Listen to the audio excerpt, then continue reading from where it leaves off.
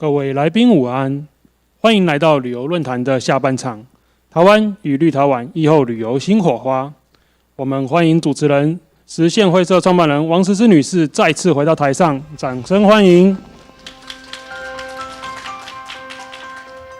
现场各位观众还有线上的各位朋友，大家好。我想今天的第二场呢是来到台湾跟立陶宛之间的互动。那我们今天有两位非常重要的主讲人，我想我们先介绍第一位我们国外的嘉宾，我们立陶宛旅游局的局长 Mr. Dalius， 是不是秀在荧幕上 ？Hi， I'm Sue. Nice meeting you. Could you Hello. introduce yourself for everyone here? Well, my name is Dalius Morkvėnas. I'm the head and managing director of National Tourism Board Lithuania Travel. So I'm very happy to be here with you. And hello. Thank you. 非常期待待会儿的分享。那第二位主讲呢，是我们今天的观光旅游局的林心月林副局长，也在现场先跟大家 say hello。那所以现在我们就先请我们立陶宛的Mr. Dalius 的旅游局的局长先来跟我们分享，在立陶宛怎么看疫情之后的各项的发展，那对未来下一个阶段的这个国际的观光旅游的情况如何？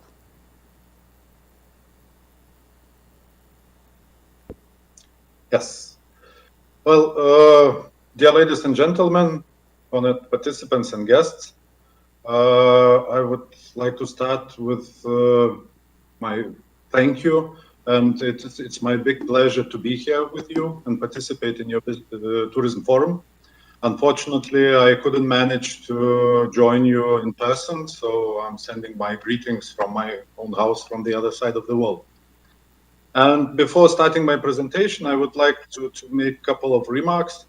First of all, well, as we all know, the tourism and leisure industry has faced the impact of the pandemic and lies among the most damaged global industries. And all world is looking for the end of the pandemic and believe that people come back to normal life and will travel actively again. And nowadays, countries are searching for the new markets where the new corporations after pandemic might start immediately and help tourism businesses to awake from almost 2 years of bad dream. And why I'm here with you today is that I think that there has never been a better time to develop relations between Lithuania and Taiwan.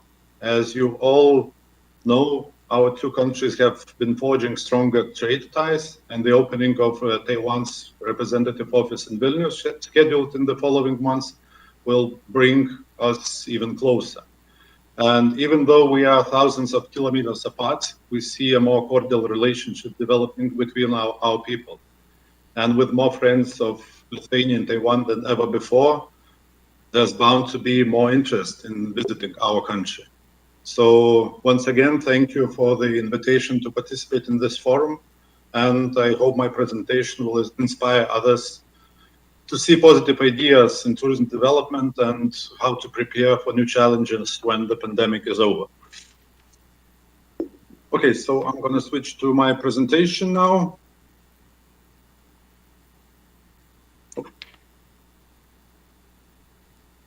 Okay, so I was asked today to share our country's experience, what kind of challenges we faced before, after, during, and after the pandemic, and what can be learned from our experience, how to tackle and how to grow when the pandemic will be over. So first of all, who we are? We are National Tourism Board, and our main objectives are, of course, creating the awareness of the country as a tourism destination. For that, we have our slogan and our communicational platform, Lithuania Real is Beautiful. Also, our job is to encourage the international and domestic travel. Also, no encouragement, no awarenesses, no marketing can be done when our product is not developed. So we are participating in this field as well. And of course, the main thing why we exist and why we do things we do is to create value for our national economy and to help our businesses to earn their worked earnings. Before the pandemic, we had a tourism strategy oriented into 21 different target markets. So we were quite diversified, and the main target markets were Germany, Poland, Israel, United Kingdom, and Ukraine. But when the pandemic hit, all the target markets closed. We had about 80% drop comparing 2019 and 2020, and only a couple of close neighboring markets, close neighboring countries, they've dropped less than 80%.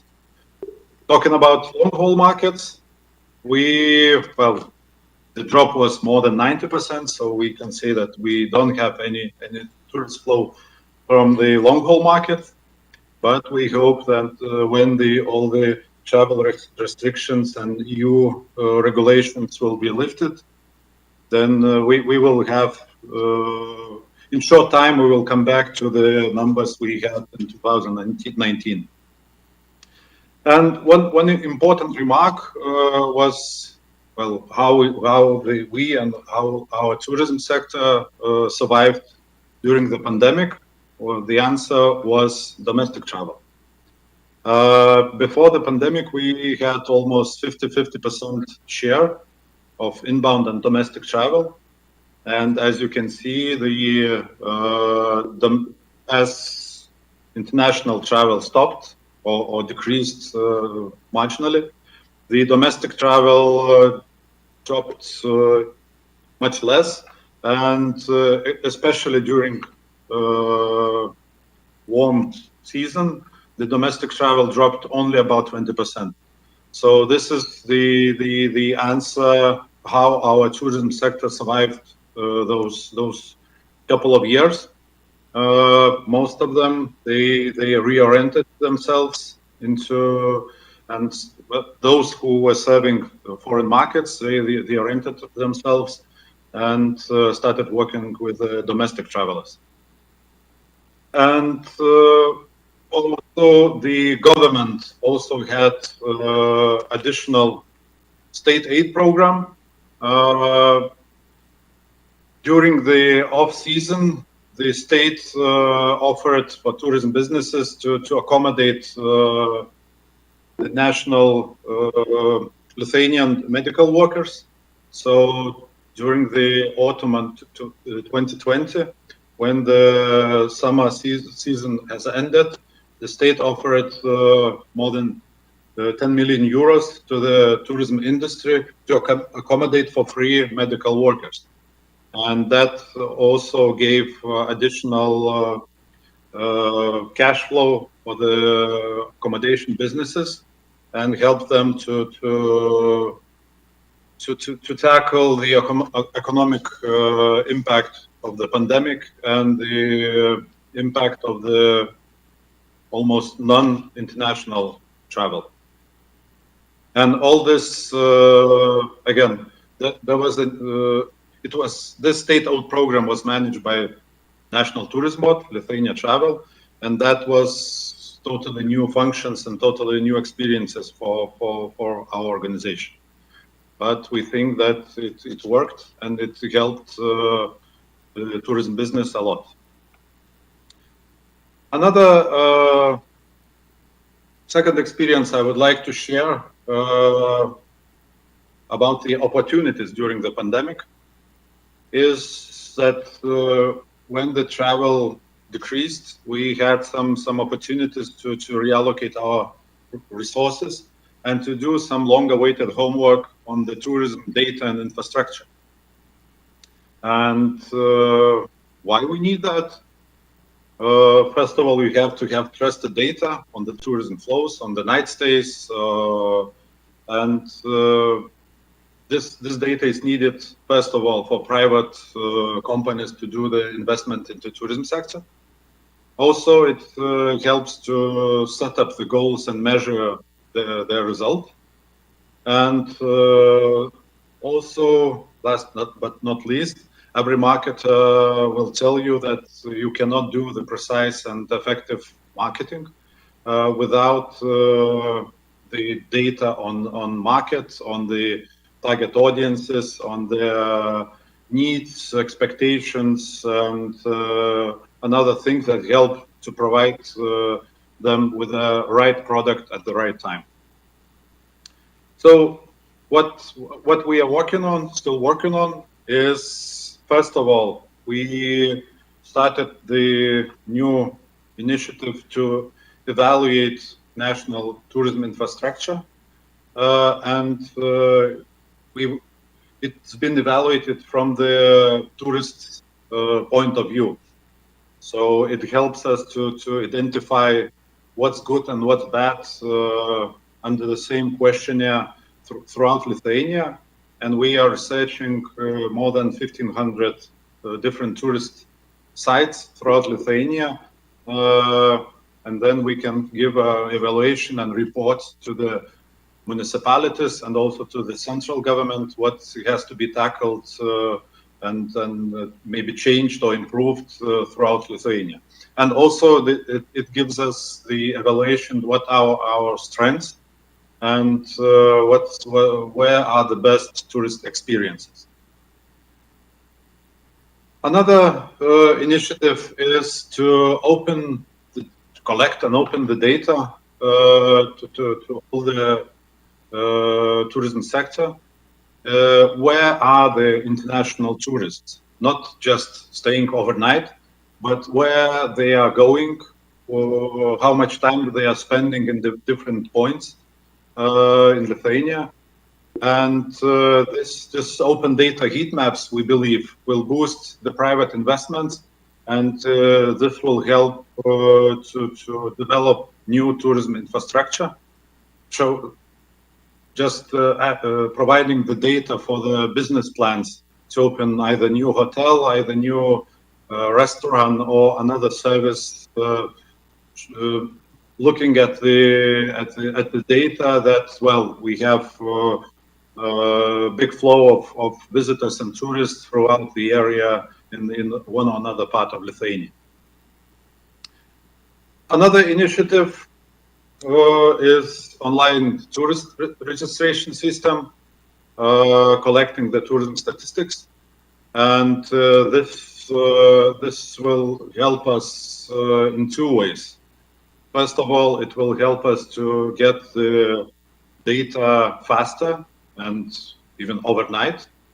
And another very important side is that it will lower the administrative burden for the accommodation services to report their guests to the central government. So this initiative, this project will be implemented at the end of next year. And in 2023, we will have totally new tourism statistics system in Lithuania. Also, that I think this is nothing new for any marketer, that you have to know your customer. And we run lots of surveys of domestic and inbound tourists, asking their expectations, their hobbies, their travel motives, why they are here in Lithuania, what they are willing to see, and what met the expectation, and what kind of activities were not to the quality degree they would like to. And this gives us the material to improve our infrastructure and products. Of course, when the pandemic struck, we had to rethink our target markets, or maybe get to know better our target markets. And we've started in-depth researches of our main target markets, looking for additional opportunities. and also providing this data to the national tourist business, to the travel agencies, to the accommodation services, what kind of new customers could be attracted from the one or another target market. So, for example, Poland or Germany or other countries. So this is still ongoing, and we are opening new data sets for the tourism sector on what kind of markets there are and how they could work with them. And last but not least, we've started the inventorization of the Lithuanian tourist sites, and we've collected all the data we could find. And now we are in the process, together with municipalities, to finalizing our Lithuanian database of Lithuanian tourist sites. We have more than 14,000 points of interest there. And next year, all this information will be opened to the public and also to the businesses as a metadata to create new products and to help local and international tourists to get to know Lithuania better. So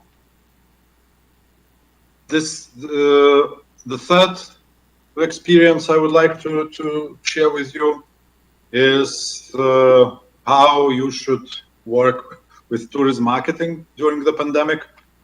Well, the main findings or main advices from what we found is that you have to be very agile and to have to be prepared that situation can be changed in one day, and therefore you have to react very quick and prepare yourselves to react. And what helped us to have quite well in front of COVID, this year we've had a tourism season and we had international tourists as well. And how we managed our marketing strategy to attract those tourists. First of all, is we've analyzed data from 2020. What kind of countries we're traveling? What are the demand of the travelers? What they are looking? What are the habits? What are the patterns of interests? And also the constant monitoring of all the opportunities and bottlenecks, because well, you do not know what kind of red lists you will be in next day, or what are the red lists or black lists countries in your target market. And also you have to check all the time what's the vaccination level, what's the pandemic level, what are doing the airlines, are they opening or closing the flights. And out of that, you have to have very quick and agile marketing system where you can seize every opportunity. If you have 1 week window where Israeli people can come to Lithuania, you go there and you attract them with a short-term campaign showing the possibilities that for with short period you can come here to Lithuania. After they are closing, then you move to another country, and it cannot be like every time successful in short term. But we believe that proactivity and being seen by our potential customers, by our potential travelers, will help us also in the future, planning next year's vacation, because, well, we believe that situation will go well and will become normal soon, and the travel will be the same as in 2019. And talking about the marketing strategies, well, we are looking into it as a typical marketing funnel. First of all, you have to create awareness. Then you have to work on the consideration, providing the right products at the right time. And then you have to stimulate the final decision, the purchase of the airline ticket or the hotels or another accommodation reservation. So this year, just before the tourism season, we had a awareness campaign together with our participants in Eurovision Song Contest. That's a very popular thing here in Europe. And we were sponsoring our performers from Lithuania. And together with them, we made a campaign reaching 15 million European residents in 9 countries. When the season has started and the borders were opened, at least partially, we ran lots of different product campaigns in different countries, different languages throughout all the summer, attracting first of all neighboring countries and also some further lying countries, reaching about 18 million European residents. And the example of the decision-making campaign or encouraging to make a decision, we are still on the air, encouraging EU travelers to come to Lithuania and offering them to compensate the 3rd night stay by the Lithuanian state. So this campaign also attracted lots of interest from our main markets, and we've reached about 80 million European residents with that. And our landing page also was visited more than 2 million times. So this is the general overview on what we do. So if you have any questions or you would like me to elaborate on what you have seen, just please ask the question. Thank you. Thank you. Thank you, Mr. Dalius. Thank you for this inspiring sharing. Now we are going to move on to our main speaker. 那接下来呢，我想我们就要请我们台湾方的观光旅游局的副局长林信任林副局长来我们分享，在接下来这个旅游年代里面，到底未来的趋势会是什么？我们有哪些创新的策略，或者是未来的发展可以来推出？那接下来请林副局长。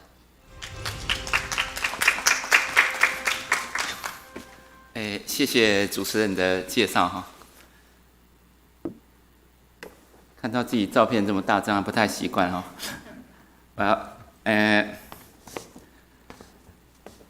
Okay.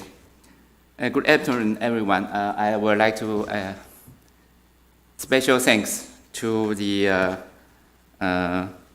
Mr. Dalius Morkvėnas for your inspiring ideas to sharing how we can do during the COVID-19 pandemic era. Hello, everyone. I'm Trust Lin, Deputy Director General of Taiwan Tourism Bureau. And usually my media friend will call me Trust. And they said, if you cannot trust, who can you trust? So that's why I'm here today to share in you how Taiwan Tourism Bureau turning the page on tourism in the post-COVID-19 era. Today we'll focus on 2 parts: changing travel pattern under COVID and the challenge and strategies for tourism promotion. Let's start with the first part. According to UNWTO, international tourist arrivals dropped dramatically, about 85% in the first half of 2021 compared to the same period during 2019. Almost half of all experts predict a return of international arrivals to 2019 levels will be in 2024 or even later. The drop in tourist results in 49% of GDP decline and the cost 61 million jobs lost in 2020. Second to Caribbean, Asian Pacific suffered from the second highest loss of travel GDP contribution. A big reason for the economic impact was strict border control. As you can see from the chart, 70% of destinations in Asia and the Pacific has completely closed their borders. I have one sentence to conclude the travel pattern in 2020. It is international travel was put on hold. As for the travel pattern 2021, according to Expedia,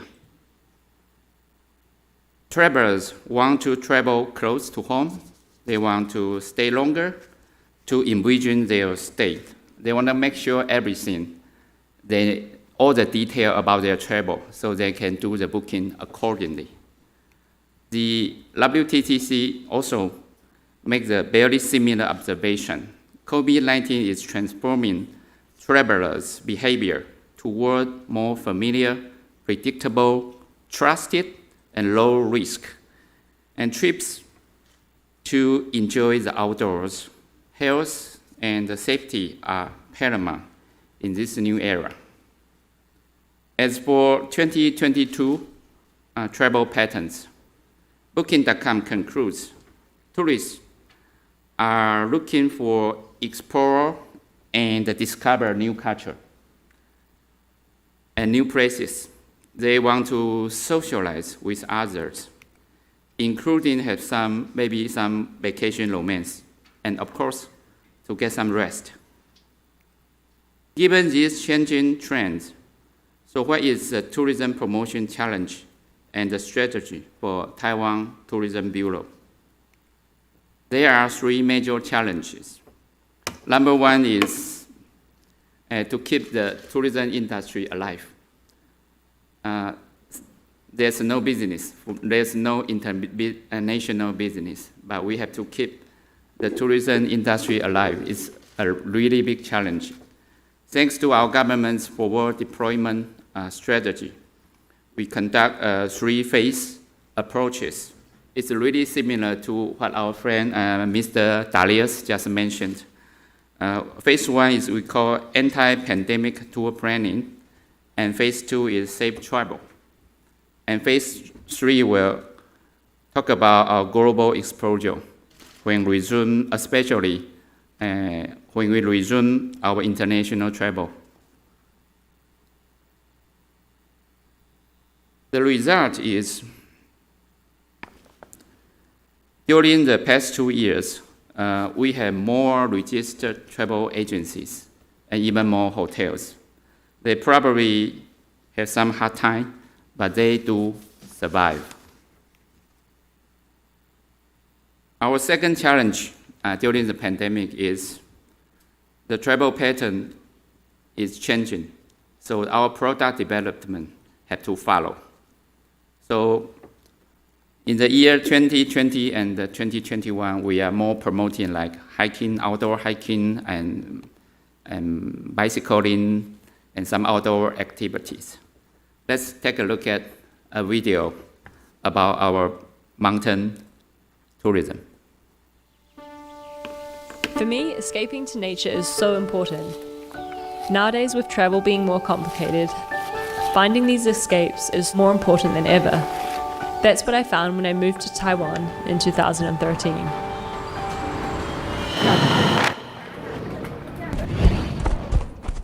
The outdoors is amazing in Taiwan. They're just beautiful and vast. Just good memories of the landscape, but also the people that made me feel so welcome and gave me that sense of belonging. And through that, I just got more energy and more life.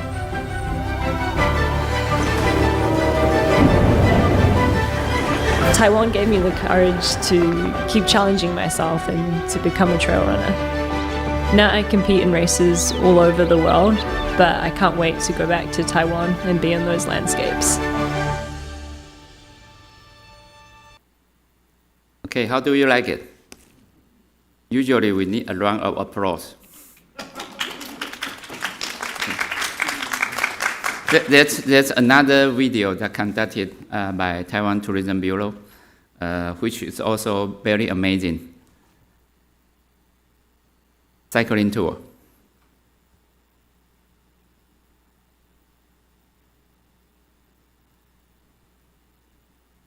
Recently, everyone's always asking me a question. Why do you like to go cycling there so suddenly? Is it that you're in love? The answer is simple. The more uphills you ride, the more downhills you'll gain. On this route, you can easily see a little further, but you will better understand what it means to get a closer look. You will hear the throbbing of your soul. Then, you'll be brave enough to chase it. You can smell the scent brought by the wind and know how far you have ridden. Your mouth will not be for eating only, but to tell and then follow the heartbeat. Inhale, exhale, and fuse with this world. Go cycling and feel the sensation. Taiwan, the heart of Asia. The most fun part is the screen. I like the screen. Okay, another choice for being outdoors is scuba diving, because there's no need for social distance underwater. The third challenge is paradigm shift on target market. Initially, we were focusing on regions that are close to Taiwan, and then we want to build up our travel bubbles with allies. Now we are moving on the travel passport holders. Taiwan tourism never stopped international marketing, even during the pandemic. So we had three main approaches. First, when the world was locked down, we tried to maintain our visibility online. And when the pandemic eased slightly, we held offline activity in the main market. And third, inside Taiwan, we were also trying to create more connection between Taiwan and the whole world. So I'm going to show you some campaigns we have done recently. And let's start with creating our own influencers. You can go to Taiwan for free. I have two exciting opportunities. One, I'm giving away 20 spots to my full content creation masterclass completely for free. And two, you guys know I love Taiwan. Welcome to Taiwan! And I love Singapore. The Taiwan Tourism Bureau in Singapore reached out and asked me to help them find 5 creators that they can take to Taiwan. All you need to do is to go to dearaline.com/Taiwan to apply. The top 5 students that take the masterclass may be chosen to go to Taiwan to create content. Do not be lazy and do not feel like, oh, I shouldn't apply because I won't win. You never know, you may win. You know who thought they wouldn't win? So do not forget the deadline, June 4th. Okay, I'll see you in the application. Okay, did you apply? No, you're not based in Singapore, so that's fine. And in order to show international tourists who are stuck at home, and we film some VR videos. And not only you can bike virtually in Taiwan, now you can also go to Taiwanese Pavilion online. And you can use your cell phone and take the QR code so that you can get into Taiwan Pavilion immediately.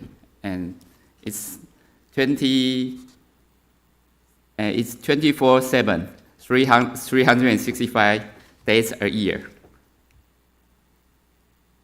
Okay, according to our survey, it's very interesting part. Every international visitor, when we ask them, what makes you miss Taiwan most? The number one answer is Taiwanese food. That's why when the offline activity were allowed, we started joint promotion, starting from food. Now in Singapore, we have a campaign called Tea-licious, which is tea delicious. And you can drink bubble tea and get free ticket to Taiwan by the year 2022. And also in Germany, we cooperate with Easy Cook Asia to deliver DIY Taiwanese cuisine package. You can see on your left-hand side.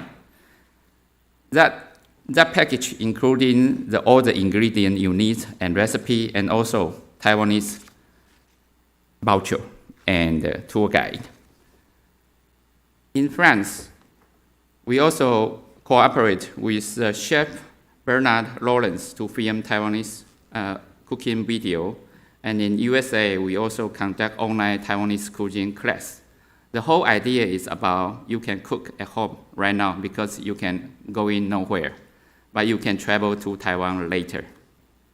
In addition to Taiwanese food and beverage, we also create Pretend to Go to Taiwan campaign.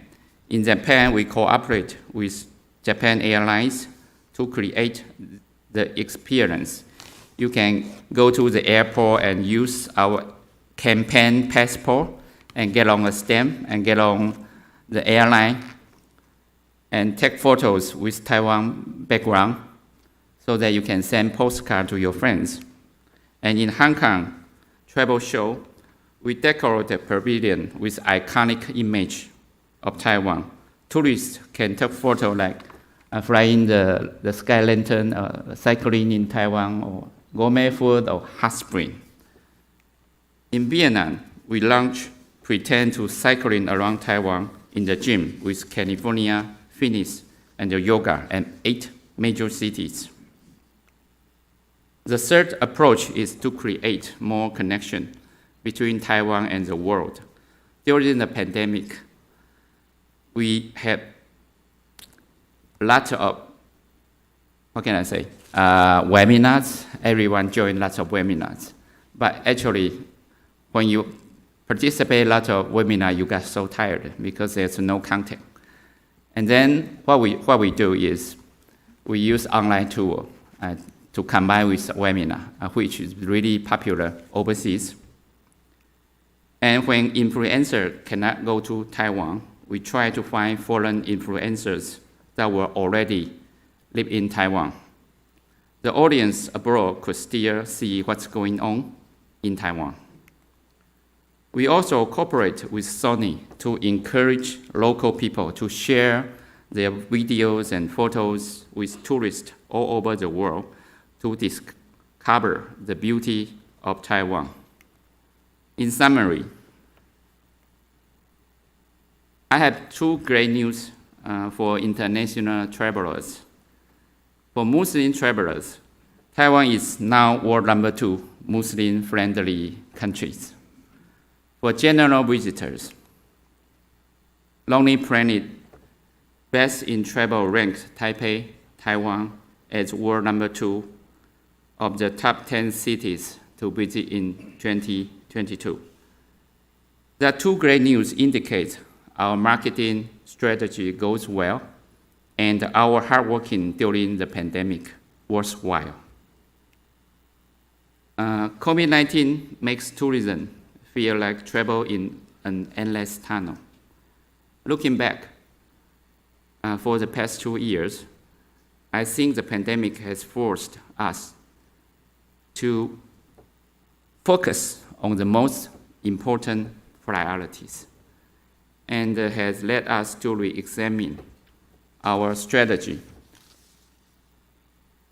I believe the light at the end of the COVID-19 tunnel is coming up pretty soon.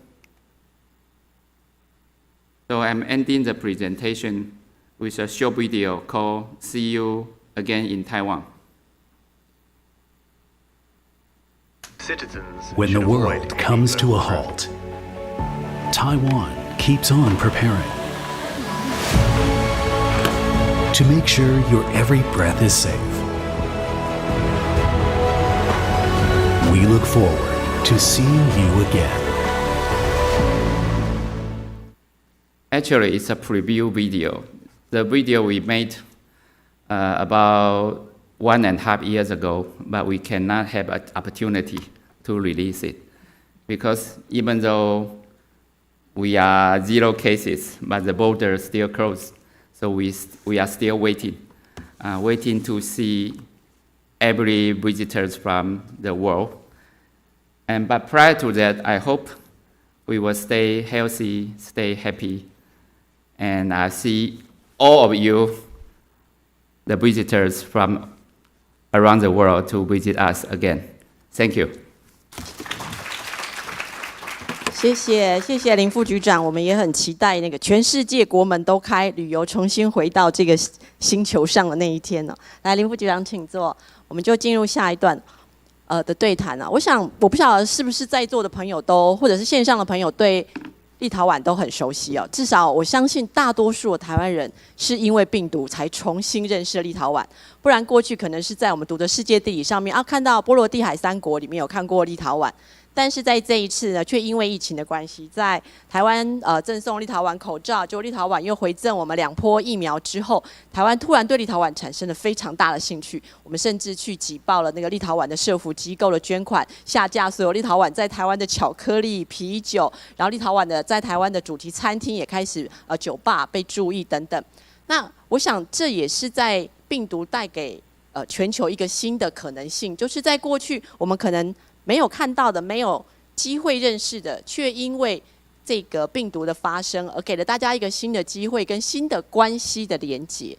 所以我们跟立陶宛之间突然有了一个非常深刻的友谊。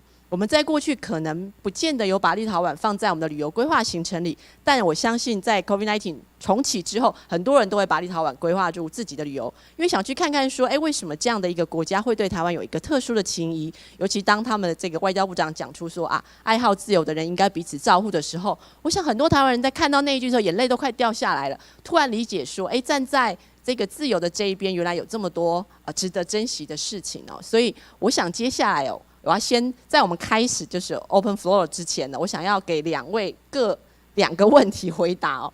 那因为不管是 Mr. Dalius 或者是我们林副局长，都是观光旅游的一个政策的主管人呢，也就是说他们是决定这个国家的旅游政策。所以我想有2个问题想请教。那待会儿我们先请林副局长，我们让那个就是立陶宛这边有一个机会准备哦。就是说第一个就是好，那如果真的国门开了，就是各国的旅游限制逐渐下降了，那第一个你想要给业者准备的建议是什么？因为如果真的国门开了，然后要迎接旅客来了，在疫情之后，你觉得最重要的准备是什么？你要给这些业者们什么样的建议？他们做好什么样的准备，才能够迎接这新的一波在COVID-19 之后的这个观光旅游潮？可以想象嘛，如果国门开了，大家这么久没有旅行了，可能都会非常希望去旅行。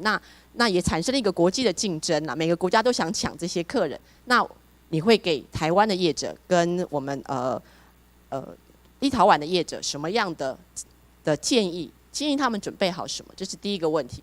那第二个问题是，那所以如果要以自己的立场，譬如说林副长当然是以台湾立场，如果你要向立陶宛的这个国民来推荐说台湾是一个非常有趣的地方，所以我们刚刚看了几个 video， 但是我想直接请您说，那你觉得最能够吸引他们来的理由会是什么？你想要以什么来说动他们说，你第一个在开放之后来旅行的地方就应该是台湾？那同样的这个问题也 for 这个 Mr. Dalius， 就是说，那如果你想要说服台湾的民众在开放之后的第一个旅游地就是立陶宛的时候，你会怎么向台湾人民说，立陶宛为什么吸引你？你们为什么应该来这里？那个吸引我们的理由会是什么？我想请2位那个局长、副局长先回答这个问题，我们再开放给现场的观众还有线上的这些听众来提问。那是不是先请林副局长？好，谢谢主持人哈。我给业者的第一个建议哈是早就该准备好了就是说当这个干旱来临的时候我们不要抱怨它没有水，而是应该趁着干旱把水库挖深一点。挖深一点的同时，水来的时候你就可以装得更多的水。所以实际上在过去这2年，台湾在对于不管是旅行业者的这些辅导或者是教育训练的精进、数位转型，还有新产品的开发等等，其实都投入了相当多的心力。那实际上业者，根据我多年国际行销的经验很多业者在生意好的时候，他根本没有时间、没有心情去安排新的流程、开发新的产品，所以变成在国际推广的时候，很多会遇到一个障碍，就是说怎么你去年来的跟今年讲的一模一样去年推荐这个流程，今年还是这个流程所以变成说在产品的这个新奇还有跟上潮流这一块就会比较缺乏。那这一次的疫情刚好是让我们重新有一个时间去检视我们过去不管是行销上的努力，或者是一些政策上的这些作为是一个很好的一个反省的机会。那也是我觉得是一个国际当重新在开放这个国际旅游的时候，大家又重新蹲在起跑点上鸣枪起跑，那就看大家在这个2年之中准备了什么，然后可以取得先机。那至于说在吸引这个立陶宛这一块我其实服务过我在观光局大概比较多的时间是在海外那在海外10来年的机会，其实我的辖区因为观光局辖区办公室少，所以我一个辖区2个辖区，一个是在 LA， 一个在新加坡，总共加起来就 cover 30几个国家那到处跑的结果，通常是我们必须告诉当地的人为什么要来台湾。那通常我们都会找那个相连的那个连接点开始，就像我刚刚讲的要 connecting Taiwan and the whole world。那这个连接点就是说，以我们台湾跟立陶宛为例，我没有去过立陶宛那我看了一下他们在讲那个 beauty is truth, truth is beauty 我感觉他们有一点那个很有诗人的味道他在讲他的是他真实的美丽了那我会建议说，如果是我们要来跟立陶宛行销，当然要从连接点开始。第一个就是自由的人要站在一起因为他们的这个背景跟我们太相像了这个连结性就会很强。那在美国，当然棒球就会很强的连结性，所以用棒球做运动行销是很理想。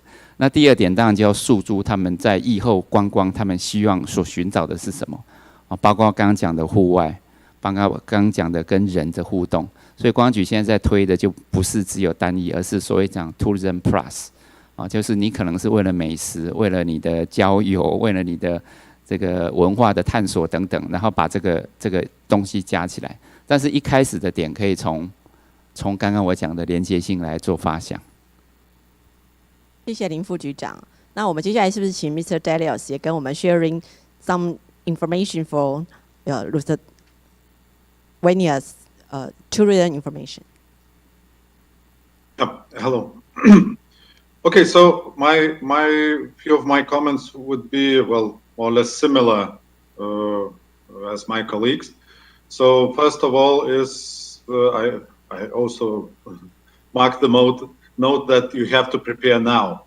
And for example, less than a month ago, we together from both sides we have organized the first B2B event, B2B matchmaking event, where the Lithuanian businesses could meet Taiwanese businesses to start their conversation and hopefully to develop some products, to find the right partner, and to start selling the products in both countries, or to visit each other's country. And talking about what Lithuania can offer now and what should we do first.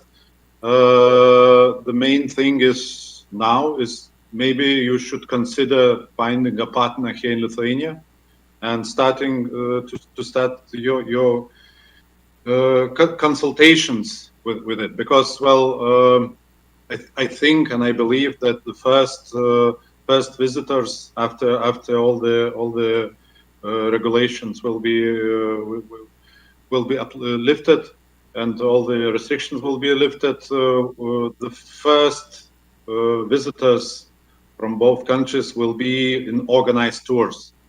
So that's why the biggest and the most important thing now is to help establish relationship between Lithuanian tourism industry and the Taiwanese tourism industry.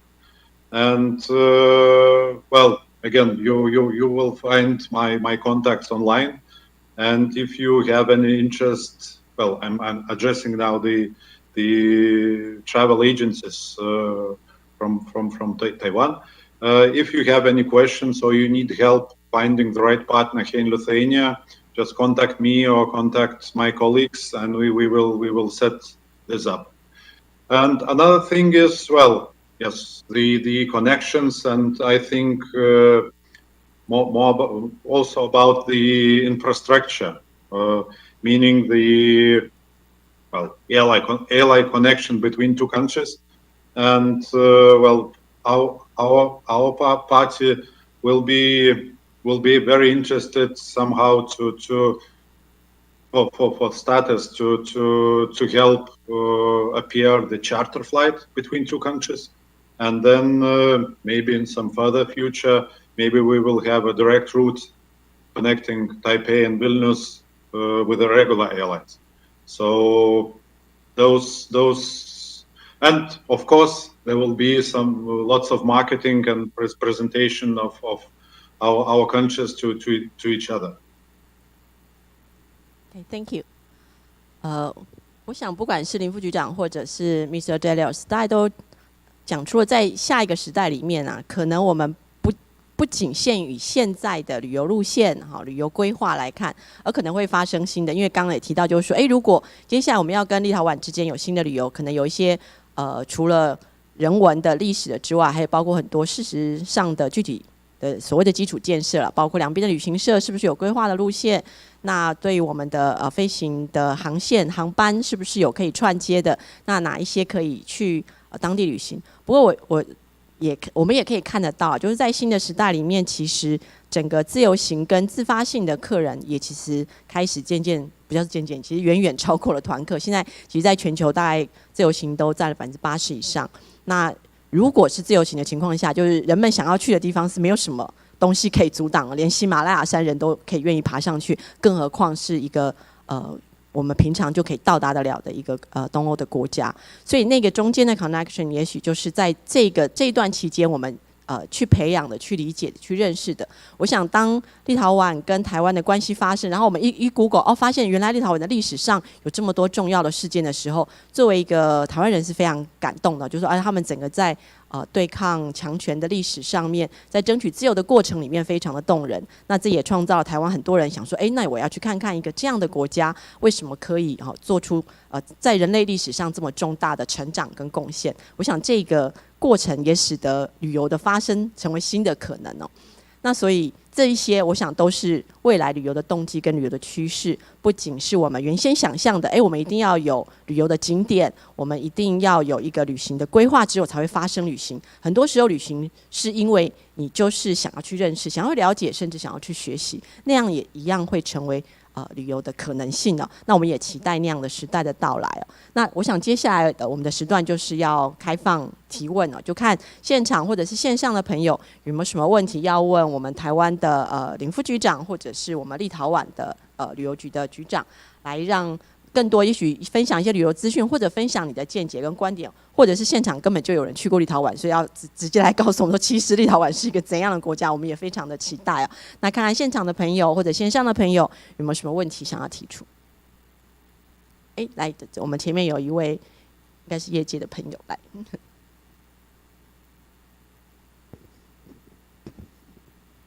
副局、主持人及立陶宛旅游局局长，大家好。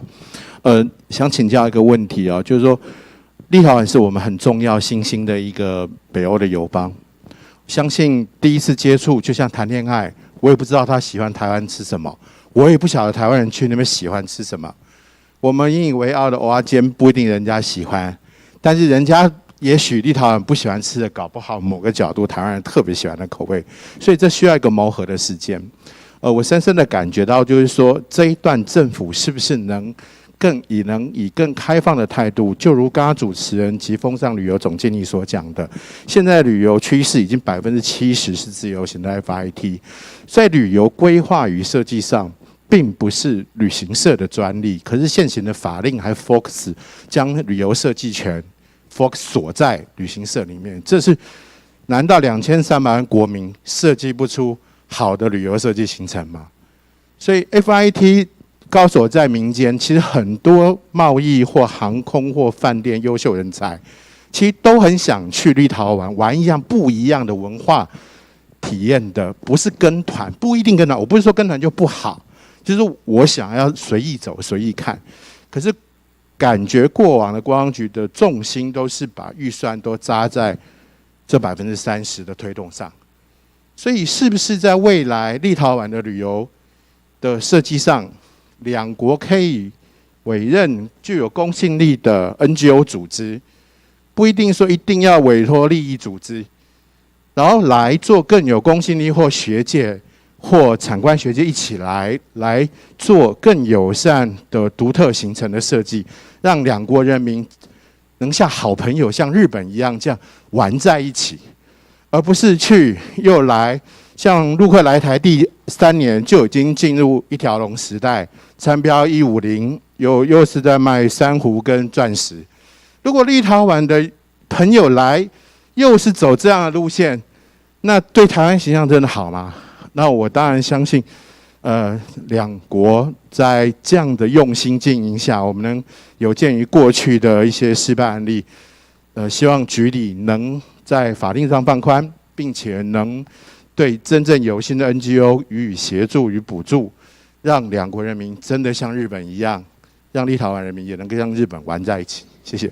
谢谢。我们提出了一个真朋友旅行时代，就是说我们在接下来时代，可能旅行是交个朋友，那彼此之间是互益互利的，而不是一方是消耗，一方是受伤的，不是只有想要从旅行中获利，而是从旅行中建立互惠。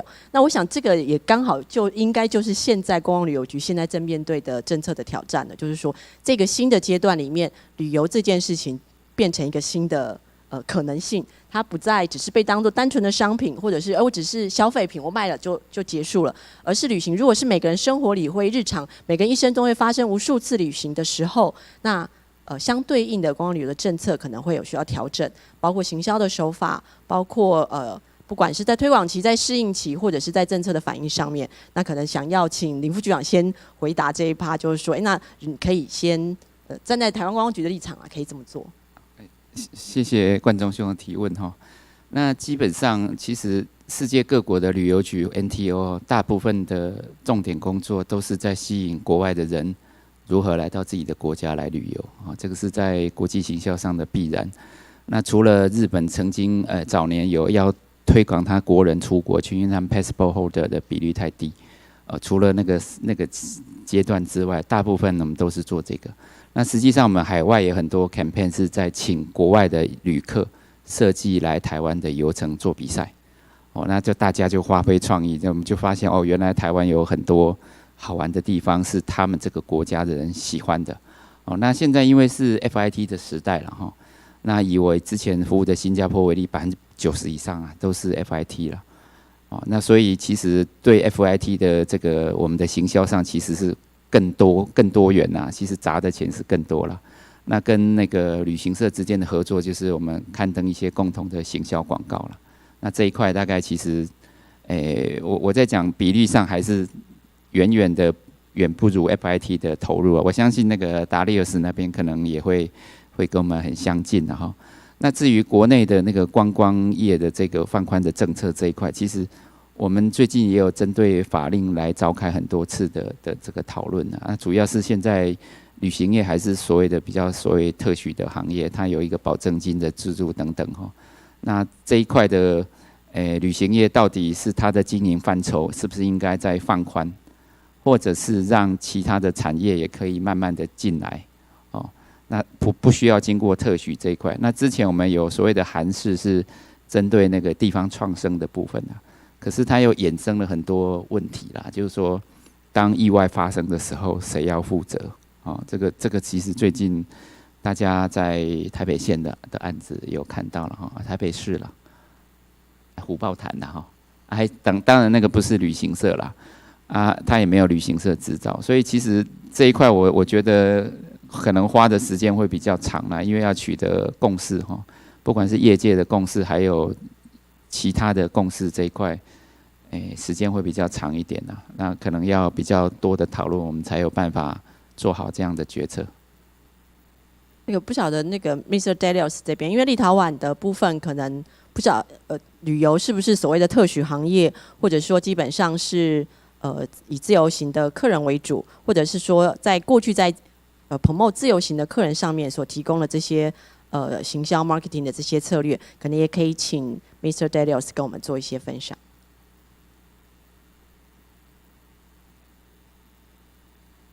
Yes. Thank you for your question. Well, the FITs, yeah, it has a bigger part or bigger share of tourists, international tourists that are coming to Lithuania, and well, this is, I think, it's normal. But well, my idea is that well, you have to start all the activities you can. And well, starting all the B2C campaigns, but also creating the not the infrastructure, but more creating a consultancy and visibility, and creating the multi-level, multi campaigns, showing the population that you can travel and plan your journey individually, but also you can come to the travel agents or another informational partner who could help you with the experiences. And this is very important when you are at the beginning of the, how to say, mutual tourist flow, because we don't have many, well, in some countries, we do rely on the personal stories of travelers who already came to Lithuania, and coming back, they are telling good stories, because well,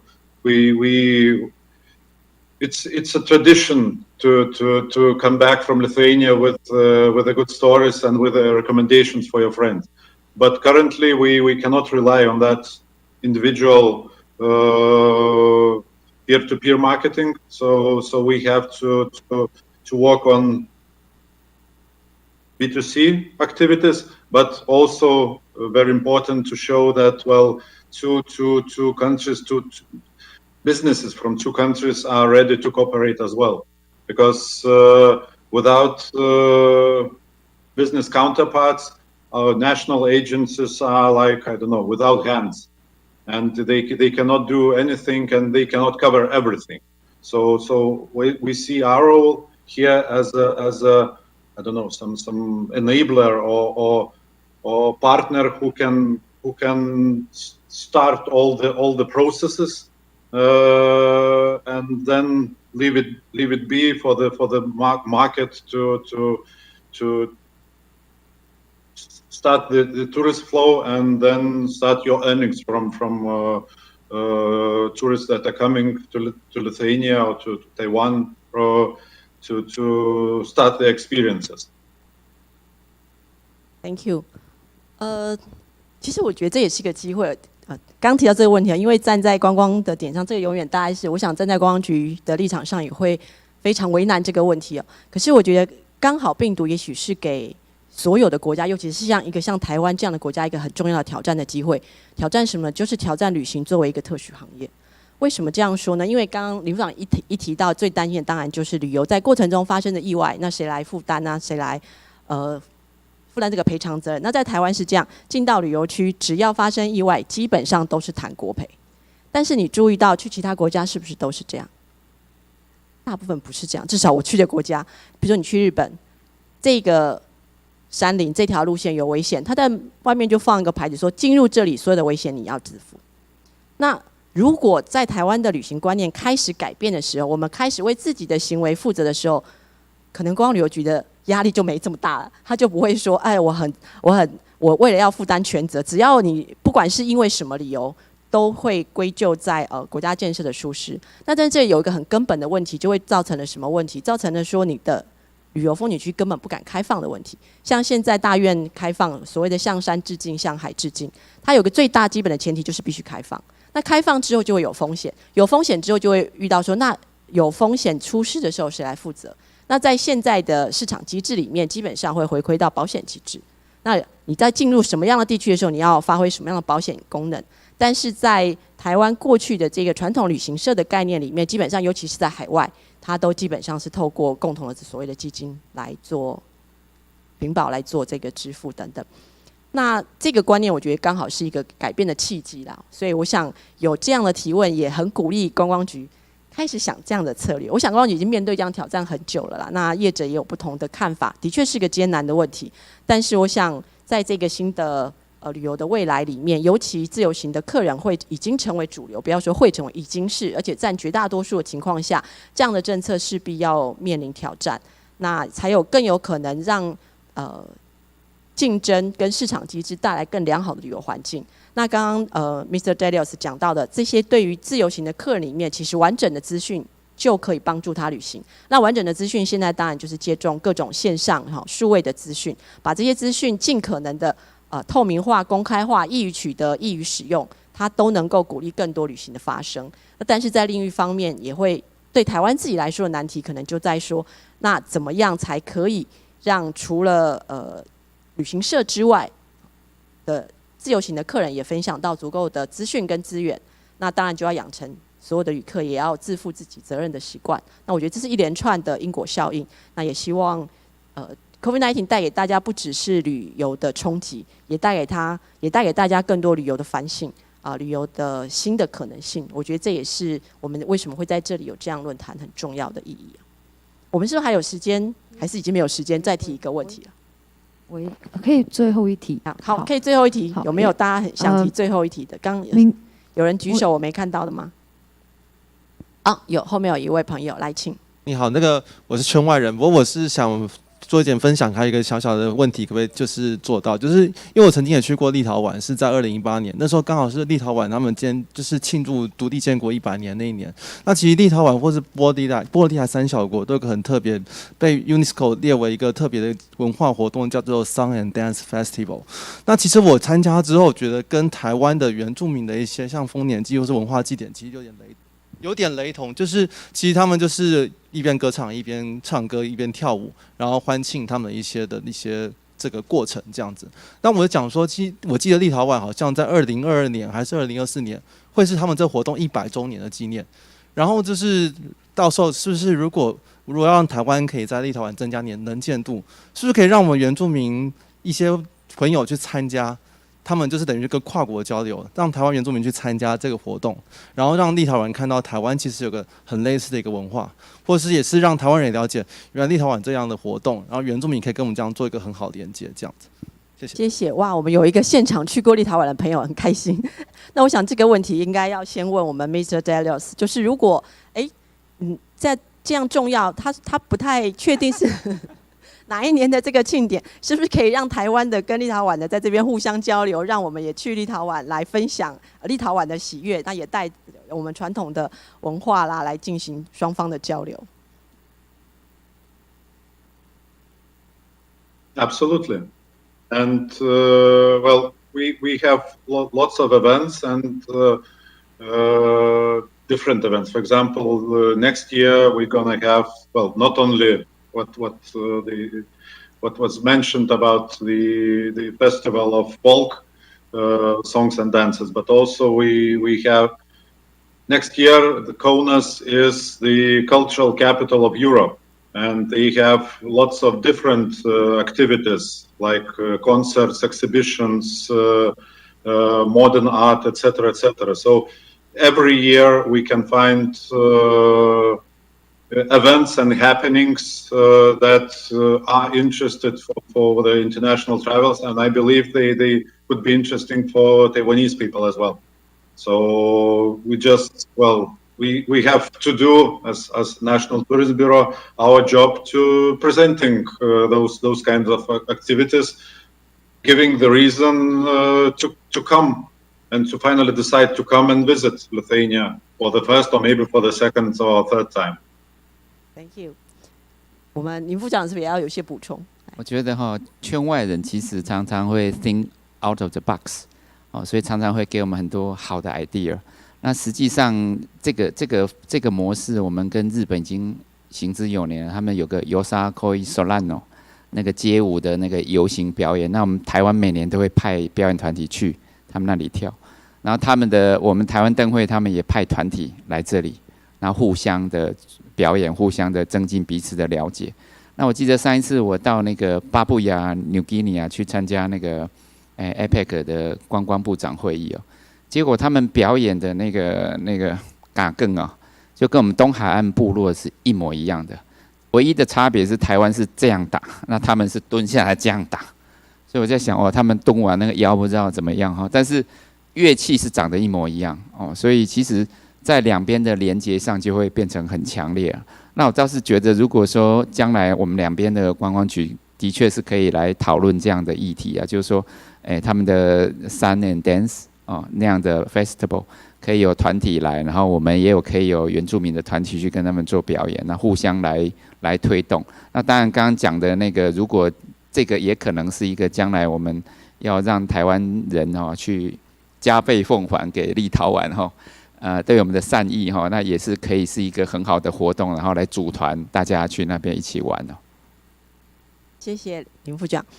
我想今天非常谢谢两位主讲的分享，尤其两位都是观光旅游的主讲人所以是对两个国家都非常重要的观光政策的制定者。不过从今天这一场论坛里面，我想我们可以发现一件事情就是 COVID-19 这个病毒呢，虽然看起来是隔离的人们，每个人都被隔离在自己的国家，隔离在自己的家不仅是国家，不仅是在地，可是却也因为这个隔离呢，似乎让我们重新建立了新的关系跟新的友谊。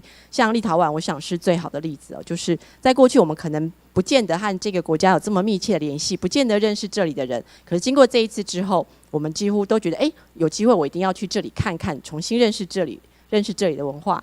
那刚刚林副局长也提到说，其实我们在跟其他的国家，不管是在日本或者是其他的太平洋国家里面，我们也都有分享了一些共同的文化。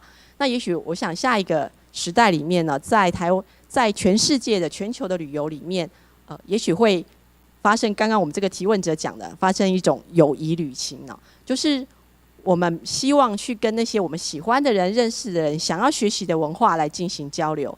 那旅行这件事情呢，就不仅仅是一个商品，不仅仅是一次消费，而是一个文化性的学习，一个人与人的交流，一个国际关系的建立那如果旅行再回到这样的一个面貌的时候，我想那个时代反而是让我们非常期待的。那我想也是这一次病毒给全球带来的一个新的反省跟一个机会。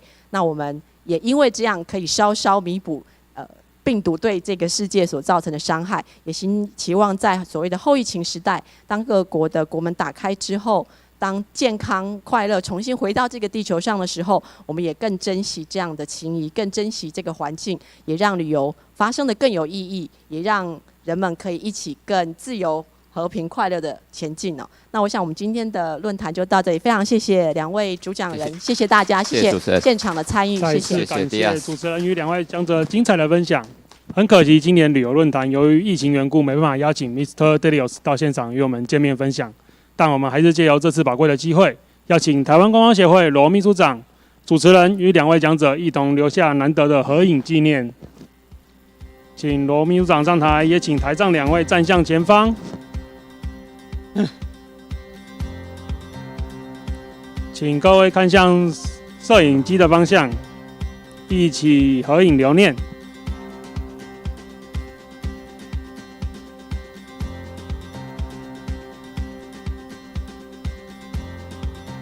请看向前方摄影机。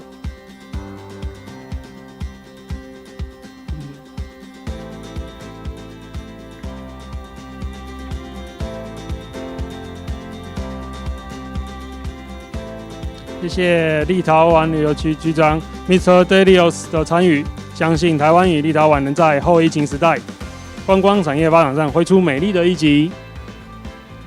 谢谢大家参与今年 Itf 台北国际旅展旅游论坛。Itf 台北国际旅展参观时间到今晚6点，欢迎现场及线上的朋友把握最后的机会进场参观，力挺观光。现场朋友离开前，再麻烦将口译机交回报到台，谢谢。最后祝福大家身体健康，万事如意，让我们明年再见。